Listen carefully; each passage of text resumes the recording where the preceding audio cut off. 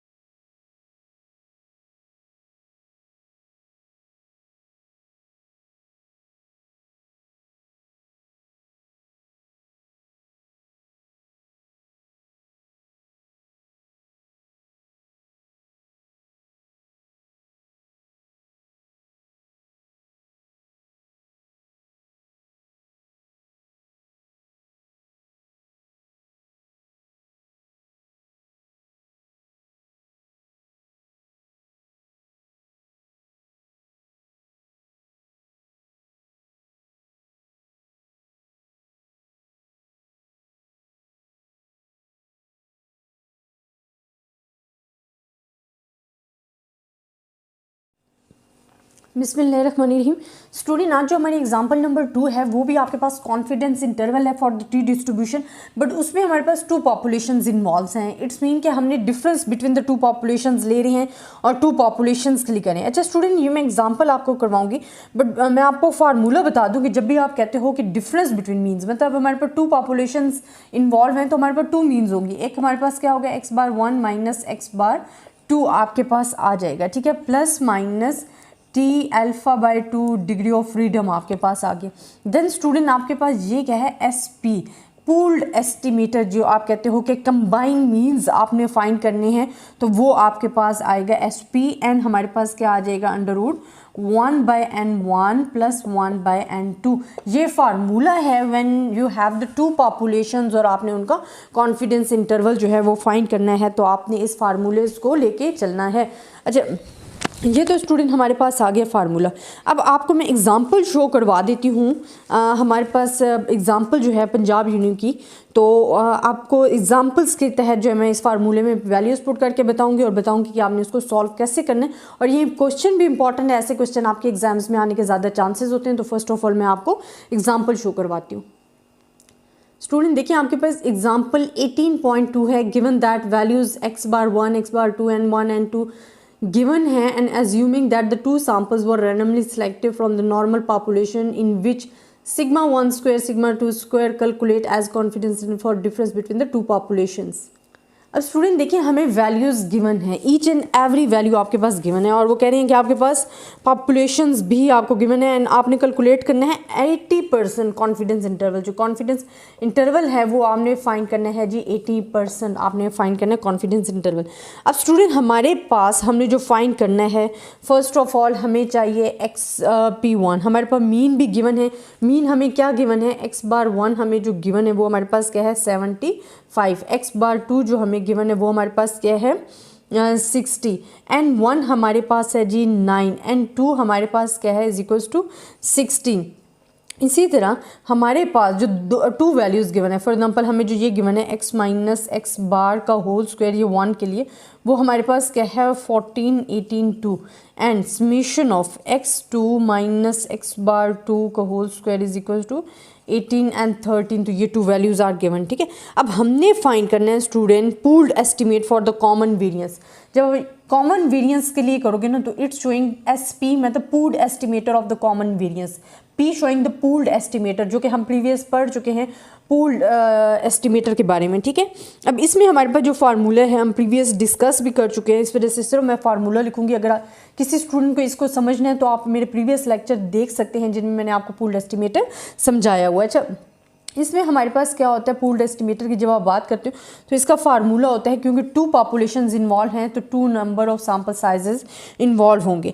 फिर हमारे पास क्या आ जाता है, summation of x minus x⁻1 का whole square plus summation of x2 minus x⁻2 का whole square, and this one आपके पास वैल्यूज़ आ जाती हैं। अब आप ओनली पुट करोगे वैल्यूज़ तो आपके पास क्या आ जाएंगी, इसकी जो वैल्यूज़ है वो हमारे पास लिखी हुई है 14.82 है और इसकी 18.13 है सेकंड की।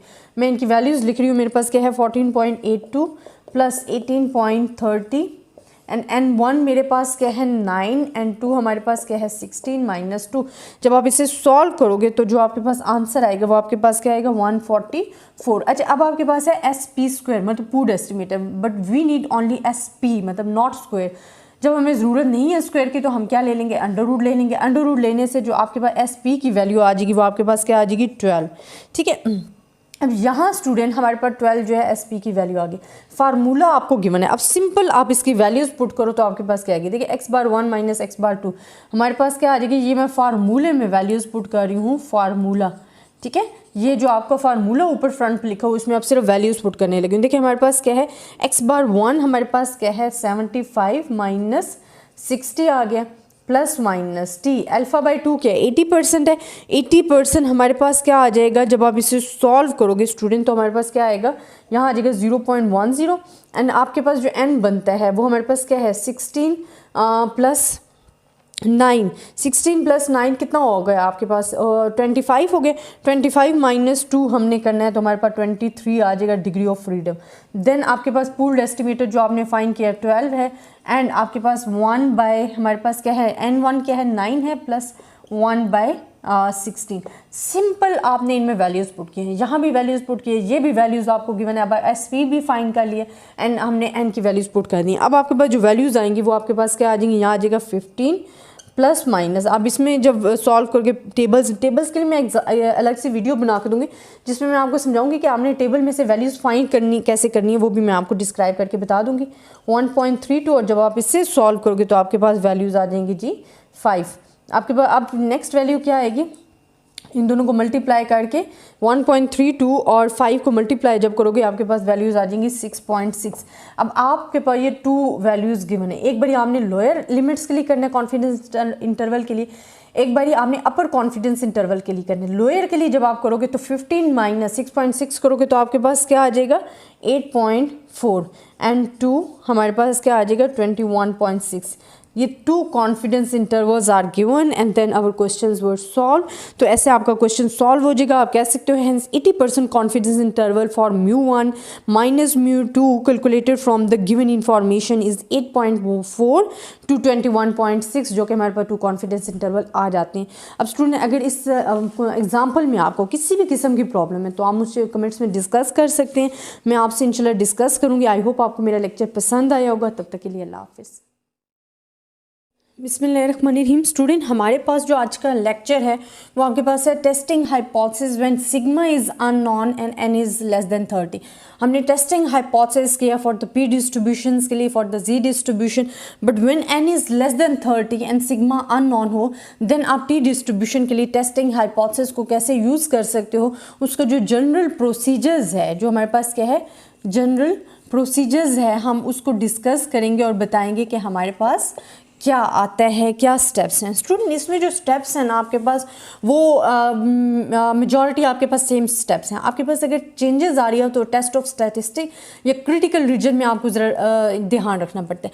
अब इसमें फर्स्ट स्टेप आपके पास जो आ जाता है वो हम डिस्क्राइब करते हैं। हम कहते हैं the procedure for testing the hypothesis H not is mu is equal to mu not is given that. अब हमारे पास जो फर्स्ट ऑफ ऑल होता है हमने क्या करना होता है, हाइपोथेसिस बनाने होते हैं। और आपको पता है, आप बना चुके हो कि हमारे पास 2 टाइप्स के हाइपोथेसिस होते हैं। एक हमारे पास क्या होता है नल हाइपोथेसिस होते हैं एंड सेकेंड आपके पास क्या होता है अल्टरनेटिव हाइपोथेसिस होते हैं। अगर नल हाइपोथेसिस की बात कर रहे हैं ना, mu is equals to mu not है, तो ये नॉर्मली डिस्ट्रीब्यूटेड के लिए 2 साइडेड के लिए तो हमारे पास यहाँ क्या आ जाएगा mu is not equals to mu not आ जाता है। ठीक है, इसी तरह अगर आपके पास आपने फाइंड करना है दिस वन कि कोई और आपके पास है, तो अगर आपके पास 1 साइडेड है म्यू इज़ लेस देन और इक्वल्स टू म्यू नॉट, तो आपके पास ये क्या होगा mu is greater than mu naught. ठीक है, अब हमारे पास थर्ड वन जो आपके पास आ जाते हैं ना, ये 3 टाइप्स के हाइपोथेसिस आपके पास बनेंगे। वो आपकी क्वेश्चन की सिचुएशन देखकर आप बताओगे कि आपके पास क्या आ रहे हैं। अगर हमारे पास क्या है ये जो ऑपोजिट है, इसके ऑपोजिट है, ये 1 साइडेड है, this one is only 2 sided है एंड यहाँ हमारे पास क्या आ जाएगा म्यू नॉट।